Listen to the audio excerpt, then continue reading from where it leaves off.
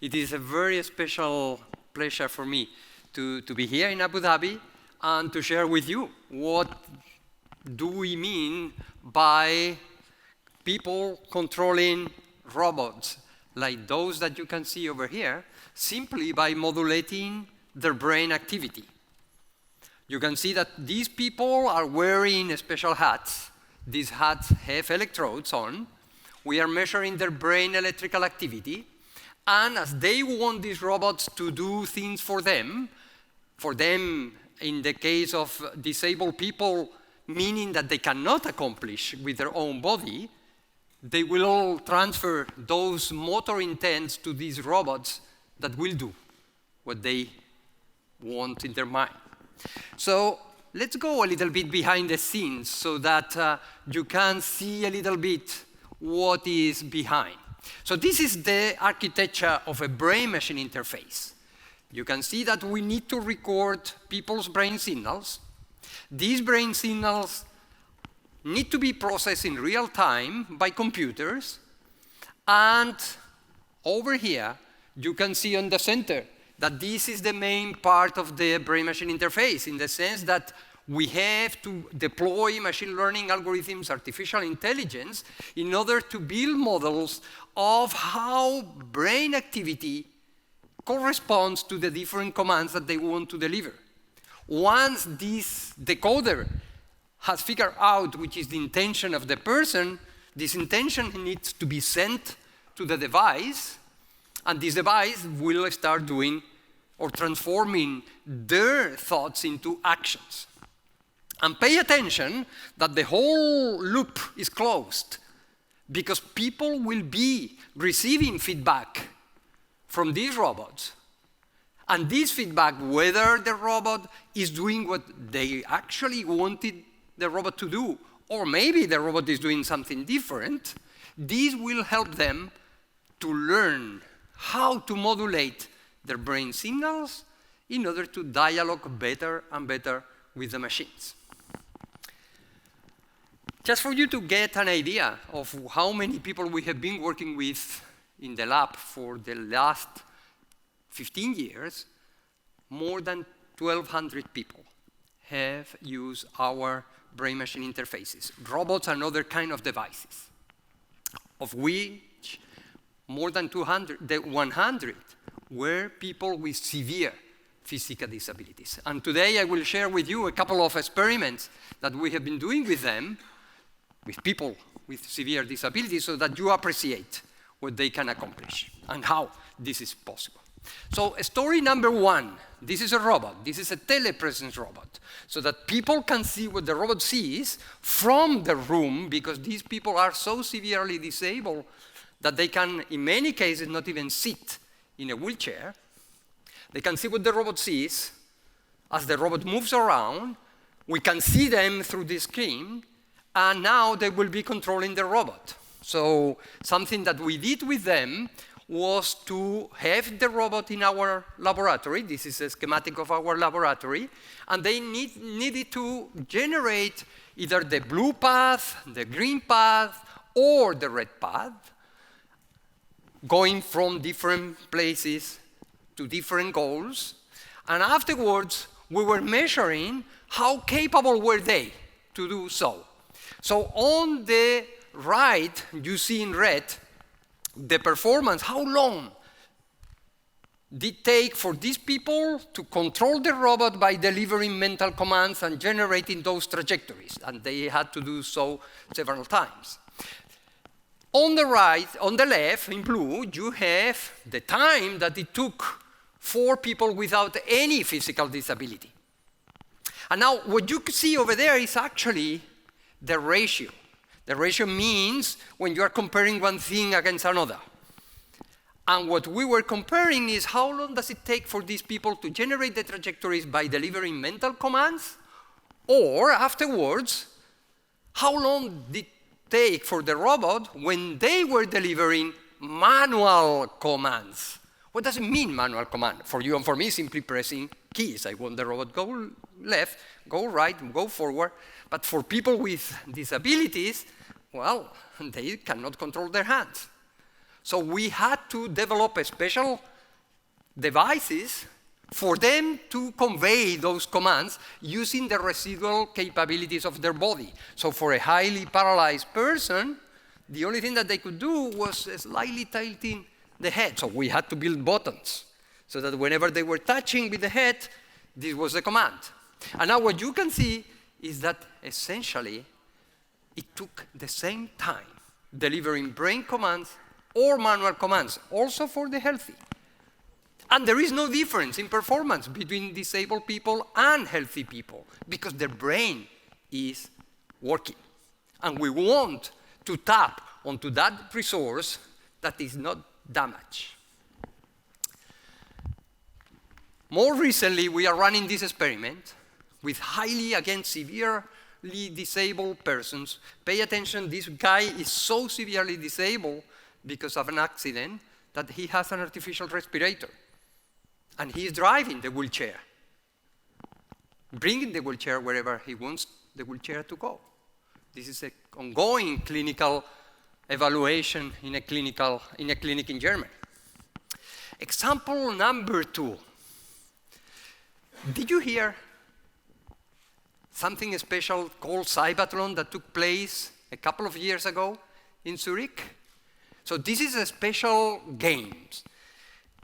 I guess that you all know the Paralympics. In the Paralympics, people with disabilities need to race. And the key thing is that they cannot use the technology. Here, these people are so severely disabled that they need to use technology. Otherwise, they cannot do the race. There was a special race that it is the brain race. And we were participating with 2 tetraplegic people. We were training them over several months. And the race was like this. You see that there are avatars on top of these blocks of different colors.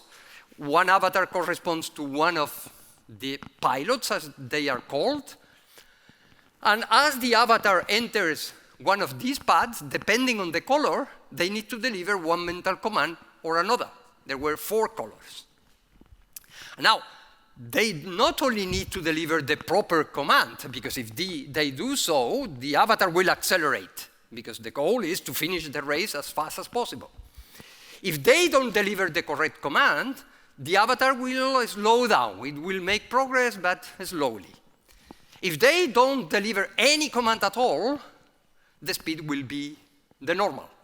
So the key is to deliver the proper command as soon as possible. Okay? So just to give you an idea of how this training took place, what you can see over here for the 2 pilots, you see different colors. Each color corresponds to one of the different commands that they had to deliver. And you can see that the accuracy in decoding the command increased as they were trained. And you say, well, that's normal. Of course, but you are training something that evolution doesn't equip us with. You are training the brain to do something that this is not normal. We are training a new muscle in our body, as when you go to the gym. But there is no gym that trains for brain power. Very good. So you see that they train. Some people learn faster, like the second. Others take longer, but they also manage to do so. Something important at this point for you to know is that these 2 guys established the record times in the competition. And one of them won the gold medal. Why so? This is the important thing. Of course, they were training better and better and better. But you may say, well, but behind this, there is the machine learning, artificial intelligence. You all know about that artificial intelligence will solve any problem. Well. The story that I want to tell you is a little bit more different and more subtle, in the sense that, of course, they were running faster and faster and faster as they train. Here I am comparing the performance at the very beginning of their training as compared to the very end. But this is a critical thing. I was telling you that through feedback, people need to learn how to modulate their signals better and better. They need to change the brain signals that they are generating. And what you can see over here at the very beginning of their training is that there is some patterns that allow to discriminate whenever they want to deliver command 1, 2, or 3. This is what you are seeing here. How strong are the differences between the brain activity corresponding to each pattern. But as they train, the patterns become stronger because the colors indicate that the reddish, the stronger. And more importantly, those patterns are very stable to the very end. And this is what any athlete does when they train, because they need to train not only to run fast, but to manage the stress of the day of the competition. And the day of the competition, they were in a stadium with 2,000 people shouting, the television around, and still they were generating very stable patterns. Well, if it is true that people can learn to modulate their brain signals, this means that in addition to being able to develop robots or technologies that allow them to communicate, to do things that they cannot do, assistive technology that will be doing what they cannot do by themselves, this opens a window into the realm of rehabilitation, neuro-rehabilitation. Can we use this technology not only to assist people, but to cure people? Meaning to make possible that they recover the functions that they had lost. For example, after a stroke. Maybe you have heard of a stroke. People sometimes have paralysis. And they go, they do some rehabilitation, but unfortunately, the level of disability remains because this paralysis doesn't disappear. It stays there. So we were recruiting a number of stroke patients that are in their chronic stage, meaning that according to clinical standard, they cannot recover anymore. Okay? So we were using the technology, the brain-machine interfaces that I am explaining to you, in order to decode when they wanted to make a movement, an extension of their hand, paralyzed hand, they cannot move their hand, but we were asking them, try. But I cannot try. And whenever the brain-computer interface was decoding that indeed in their brain there was a pattern that was indicating that they were really attempting to do the movement, we were coupling that decoding with the stimulation of the peripheral nerves that will contract the muscles that make the movement happen. So they were moving their hands because they wanted to move their hands. And the critical thing is that we were decoding the natural patterns of activity, residual patterns of activity around the lesion, and stimulating so that there is something that it is called proprioception that goes from the nerve, peripheral nerves, to your brain saying, yes, the movement that I wanted to do has been accomplished. And this is why we know where we are, our hands, our body, even if we don't look at, because we have this sense of proprioception. Very good, so we were splitting these 27 patients into 14 that were using the real BCI, and 13 that were the control, because whenever we do clinical trials, we need to check that indeed the intervention that we are doing is better than something else. And this something else, in this case, was they were using the same apparatus, everything, they were receiving the same instructions, they were receiving the electrical stimulations, but this electrical stimulation was not coupled to their brain activity, it was random, okay? And what happened? After 5 weeks, what you can see over here is this is a scale that you say FMA, Fugel-Meyer score, that indicates the level of disability, the lower the worse. And you can see that only the red that corresponds to the BCI improved after 10 sessions. And the degree of improvement was sufficiently high for them to reacquire some functionalities for their daily life. Even more impressive, what you can see on the right, is that this improvement remained 9 months after the end of the therapy. Whatever they gained, it was there for the rest of their life. And what happened in their brain? Well, one of the things that we discover is that inside the damaged sensory, the one that is receiving the proprioception, and motor areas where we are decoding, this is called the sensory motor cortex, that was damaged in these people, there was a reactivation. We were reactivating only, again, in the BCI group, not in the control group. Impressive. But brain-machine interfaces is way more than this. Because whenever we are decoding the intention of the person, we are executing that intention, people will receive the feedback. And at that moment, everybody, whenever we are interacting with machines, with other people, we are making evaluations. How this interaction is going. Are things going well or not? But this is a very complex concept to explain. So rather than doing so, what I propose you is to play a game. Do you want to play a game? Nobody want to play a game? Who doesn't want?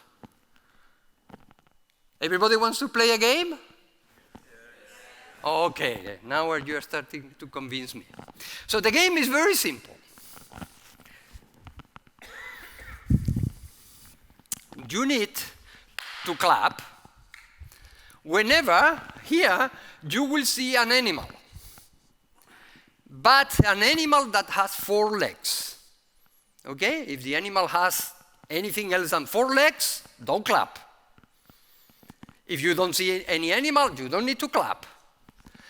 But you need to do that very fast because images will fly. Okay? So are you ready?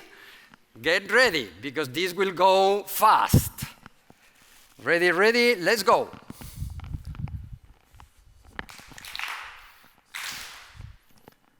Oop.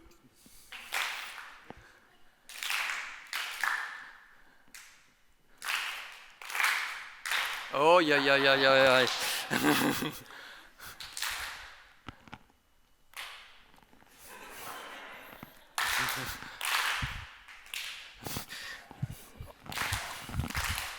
It is Thursday afternoon, you are ready for the weekend. I understand.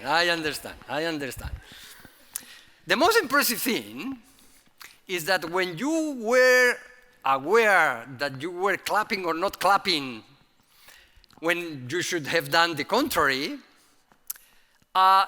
you say, oh, everybody will know. And actually, I was paying attention to you, and I saw lights coming out of your head, because there is a very particular signal in your brain that is indicating that you are aware that you are wrong. Okay? Very good, but in this experiment, you were doing the mistakes. What happens when you are trying to control the wheelchair? You have gone, I come from the Alps, okay? So it happens that frequently you go to the mountains, you say, wow, I am on the cliff, what a view, magnificent. But it is time to go back, not forward, okay? And then I will tell my wheelchair left. Okay, I tell the wheelchair left, but oops, the wheelchair for once makes a mistake in decoding my intention and start moving forward, okay? And faster that you can say whatever, your brain says, this is wrong. And we can decode also that signal that is telling us that the decision that your wheelchair or whatever other brain control device was taking for you is not what you wanted. Now, what we can do is to incorporate that decoder, second decoder, on top of the first decoder that is trying to guess what you want. So this experiment is very simple. You only need, the users in that case, need to bring the green square to the red, so that it will need to deliver several right steps until reaching. Look at that. Good. Good. Wrong, corrected. Because the subject, as soon as saw that the order, the command was not correctly decoded, said, this is wrong. And the decoder made the correction. So that people, the very first time that they come to the lab to get trained, improve by 200%. Even more, now we can develop intelligent communication devices. Intelligent communication devices, because if you have the organization of all the letters and symbols that you want to write in the screen, now we can use language models that can tell us which is the most probable character that you want to write, given those that you have already selected, okay? And we all know this is what we are using in our telephones, that the telephones is suggesting us, maybe you want to write that. You say, yes, this is. And I save, type in several characters. Now, as the intelligent communication device is trying to move towards the expected character, sometimes it will be correct, but in other times it will not, because the guess that the computer is doing is not what you have in mind. But at that moment, the person has to simply observe and just say, good move, good move. Nope. We are decoding this error signal in the user's brain and improving the model so that we can write faster and faster and faster the letters of whatever word we want to write. And here, this was tried even by one person suffering strongly already from ALS, amyotrophic lateral sclerosis, a neurodegenerative disease that paralyzes all your body. You cannot move any muscle of your body, but your brain is still there. So thank you very much.